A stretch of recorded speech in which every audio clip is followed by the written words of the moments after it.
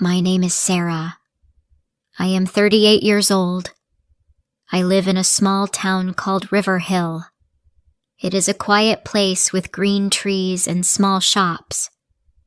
I have 2 children. My husband is Daniel. He is 43 years old. We have been married for 15 years. When we got married, I was very happy. Daniel was sweet and gentle. He brought me flowers. He cooked dinner on Sundays. He always looked at me and said, "You are my love." I smiled and felt lucky. I thought we would always be happy. We lived in a small house near the park. I loved our home. It was warm and full of light. After 2 years, we had our first child, a baby boy. We named him Noah. He was quiet and kind. He liked books and birds. I stayed at home to care for him. Daniel went to work every day at the bank. 2 years later, we had a daughter. Her name is Emma. She loves music. She sings all the time. She is full of joy. I spent my days with the children. I cooked, cleaned, and taught them numbers and words. Daniel worked hard. He came home late but always kissed the children good night. In those early years, I felt happy. Tired, but happy. Life was busy, but it was good. We had dinners together. On weekends, we went to the lake. We ate ice cream and watched ducks. Daniel and I held hands. I believed our love was strong. But slowly, things changed. Daniel began working more. He said, "I have a lot to do at the office." He stopped eating dinner with us. He stopped smiling at me. He looked tired, angry, or just quiet. I asked him, "Is everything okay?" He said, "I'm fine. Don't worry." At first, I believed him. I thought, maybe work is hard. Maybe he just needs time. But it got worse. He came home late almost every night. He stopped calling me during the day. He didn't look at me the same way. I missed him. I missed the man who brought me flowers. I missed his warm voice. I felt like I was living with a shadow. He was there, but far away. One day, I found a receipt in his coat pocket. It was for a hotel in a city 2 hours away. The name on the bill was not Daniel's. It said, "Room for Mr. D. Taylor and Ms. Clara." My heart jumped.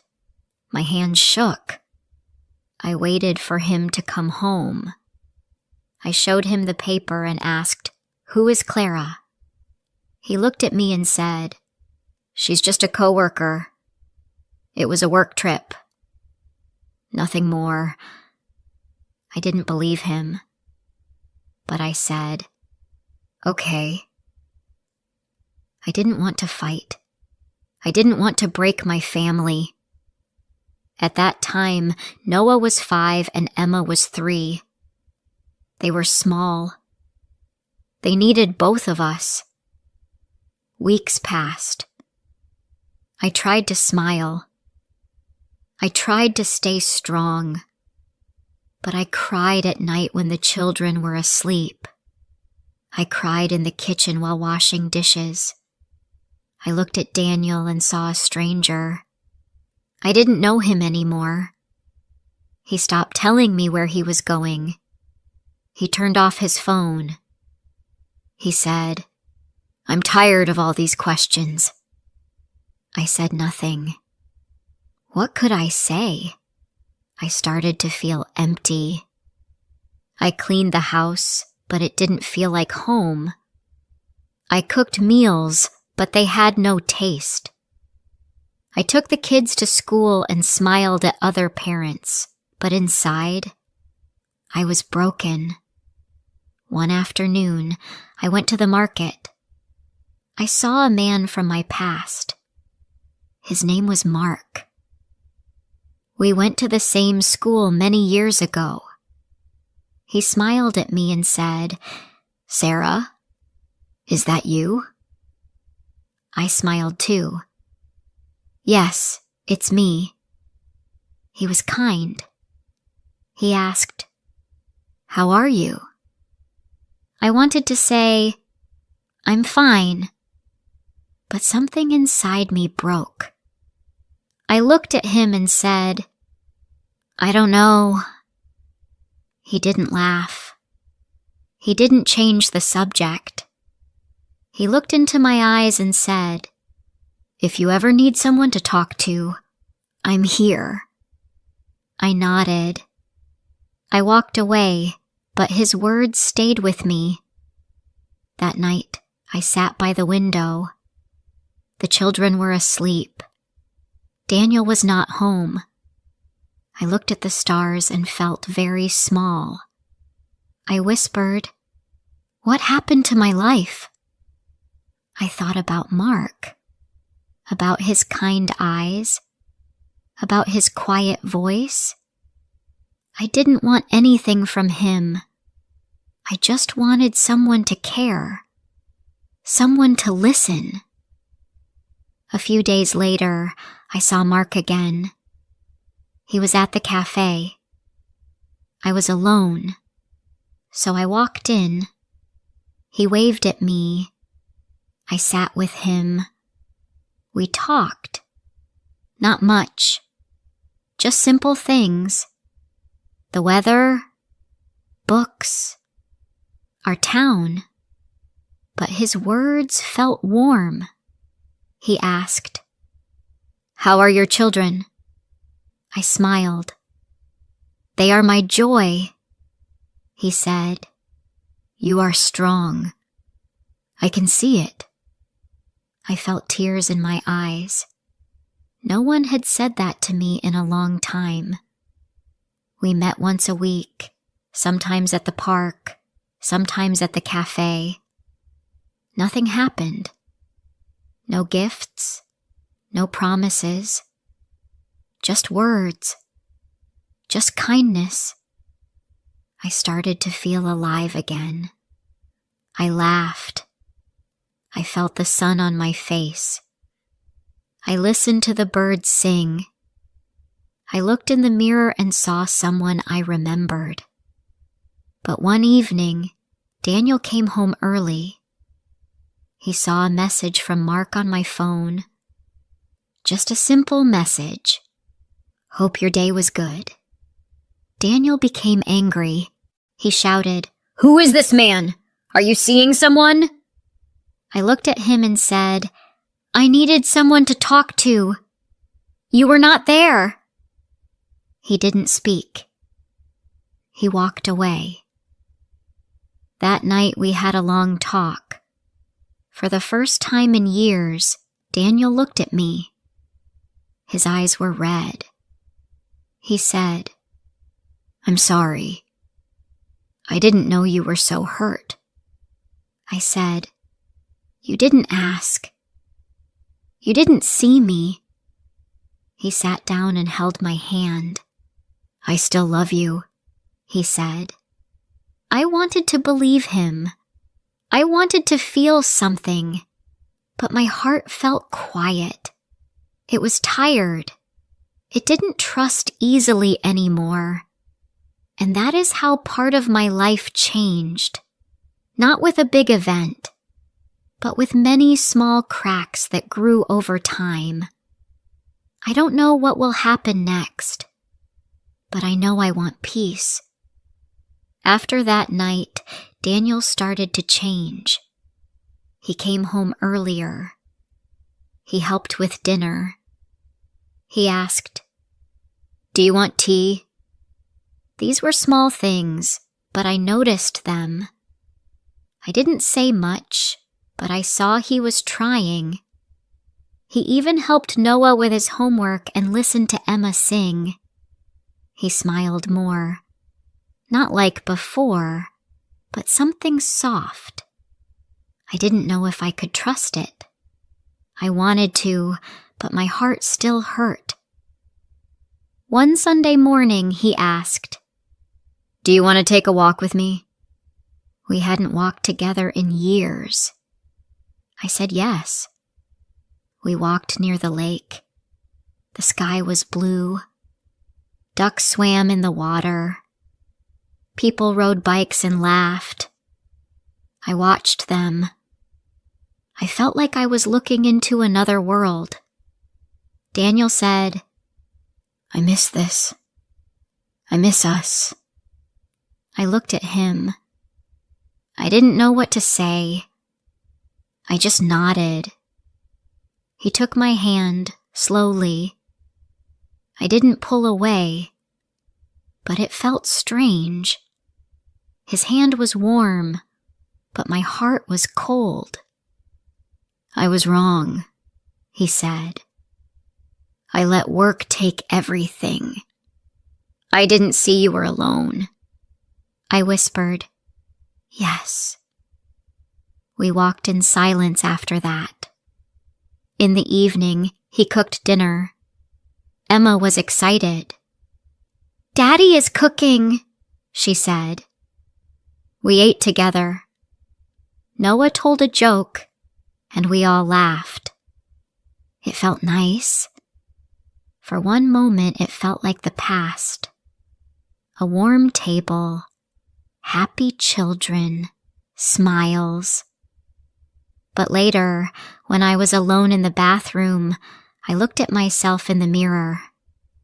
I asked, "Do I still love him?" I didn't know the answer. One day, Emma came to me with a drawing. It was of our family, me, Daniel, Noah, and her, all holding hands. She smiled. "We are happy," she said. I hugged her and kissed her cheek. I didn't want her to see my tears. Later, I asked Noah, "Do you think your dad and I are happy?" He looked surprised. "I don't know," he said. "You're always nice to each other, but sometimes you look sad." He was only 10, but he saw so much. That night I cried again, quietly. I didn't want anyone to hear. A few days later, I met Mark again. I hadn't seen him since Daniel found out. I didn't plan to meet him. It just happened. I was at the grocery store, and he was there with his son. He smiled and said, "Hi." I said, "Hello." We talked for a few minutes. He didn't ask questions. He just said, "I hope you're okay." I nodded. "Thank you. I'm trying." He looked at me gently and said, "You are strong, Sarah. Don't forget that." Then we said goodbye. That evening, I told Daniel I had seen Mark. I didn't want secrets. He didn't get angry. He only asked, "Do you still think about him?" I said, "No. I think about how he made me feel. Like I mattered." Daniel looked down. Then he said, "I want to give you that too." For the first time, I believed he meant it. He started doing more things at home. He helped Emma with her songs. He fixed the broken door in the kitchen. He asked me how my day was. Sometimes he brought home small gifts, a book, a flower, a new cup for my tea. Nothing big, but thoughtful. He said, "You don't need to thank me. You deserve this." I wanted to smile, and sometimes I did, but still, my heart was slow to open. One night, I got very sick. I had a high fever and strong pain in my chest.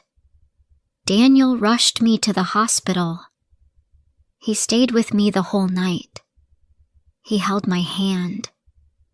He didn't sleep. He just sat there and said, "Please don't leave me." Tears ran down his face. "I still love you," he whispered. I closed my eyes. I remembered those words from so long ago, back when we were young, when life was simple. In the morning, I felt better. The doctor said it was a chest infection. Nothing too serious, but something in my heart had changed. I saw fear in Daniel's eyes. I saw love too. Maybe broken love. Maybe old love. But it was still there. When we got home, he made soup and told me to rest. He sat with me in the bedroom and read from a book. Emma came in and hugged me. Noah brought me water. I felt cared for. Later that week, I took a walk alone. I thought about my life, about all the years that passed, about the happy moments and the sad ones, about Mark, about Daniel, about my children. I sat on a bench near the river. Leaves danced in the wind. I closed my eyes and took a deep breath. I asked myself, can I forgive? Can I heal? I didn't have the full answer, but I knew I wanted peace. That night I talked to Daniel. I said, "We need to be honest with each other." He nodded. "Yes, we do." I asked, "Do you really want this marriage, or are you just afraid to lose it?" He looked at me and said, "I want you, not just the idea of us. I want to make it right." I asked, "Can you forget the other woman? Can you give me the care I need?" He said, "I will try." I shook my head. "Trying is not enough. I need you to mean it." He looked into my eyes. "Then I will. I promise." And from that day, things began to shift. We didn't become perfect, but we started to walk together again. We had small talks about the weather, about school, about our past. He asked me about the books I liked. He said, "Tell me about your dreams." No one had asked me that in years. One evening, he surprised me with a dinner outside. Just the two of us. By the river, he brought a blanket, sandwiches, and tea. We sat under the stars. He said, "Thank you for staying. Thank you for giving me a second chance." I looked at him. He was not the same man I married, and I was not the same woman. But maybe we could build something new, not from the past, but from now. Weeks passed. Life at home was quiet, but different. Daniel continued to help more. He cleaned the dishes. He folded laundry. He walked Emma to school. These were small things, but they mattered to me. He no longer stayed late at work. He spent his evenings at home. Sometimes we talked. Sometimes we sat in silence. But the silence was soft, not cold. I still had doubts. My heart was not fully open. Sometimes when I looked at him, I still remembered the pain, the hotel receipt, the nights I cried alone, the way he had once walked past me like I didn't exist. But I also remembered the hospital, his hand in mine, his words, "Please don't leave me." Forgiving him was not easy. I wanted to forget, but I couldn't. I could forgive, but the memory stayed. One day, I stood in front of the mirror. I looked at my face. I looked tired, but also strong.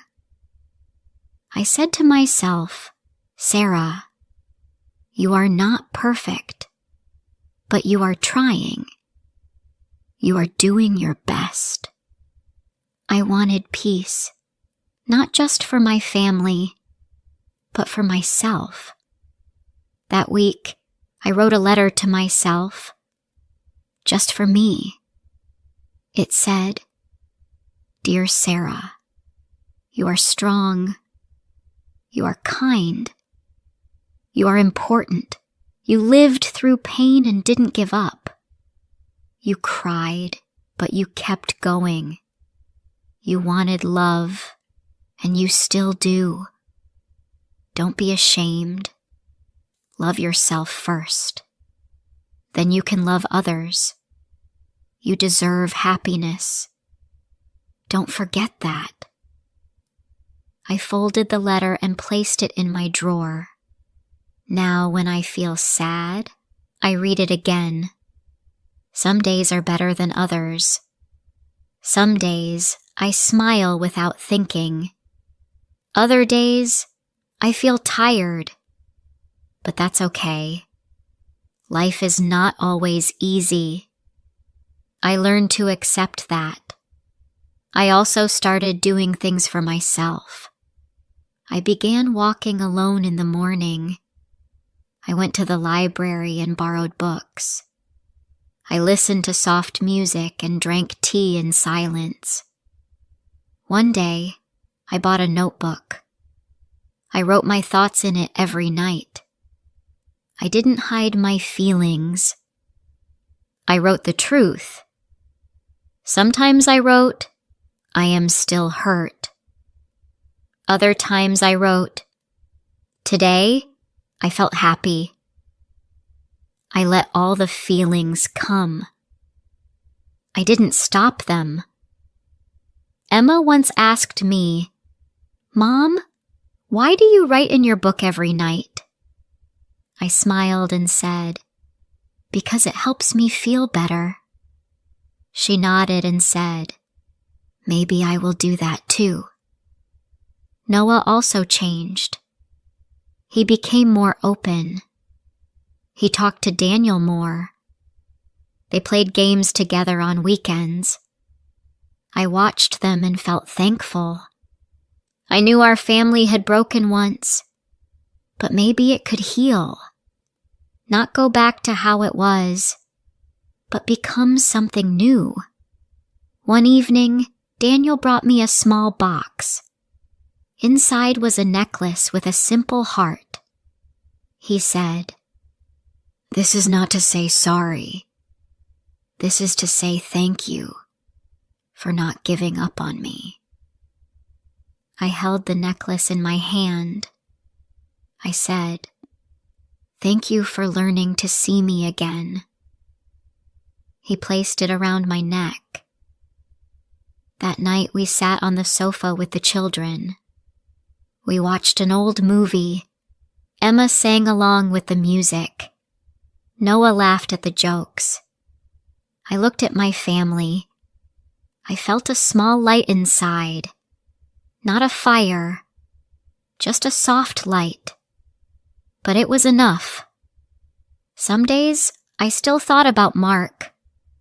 I didn't miss him as a person.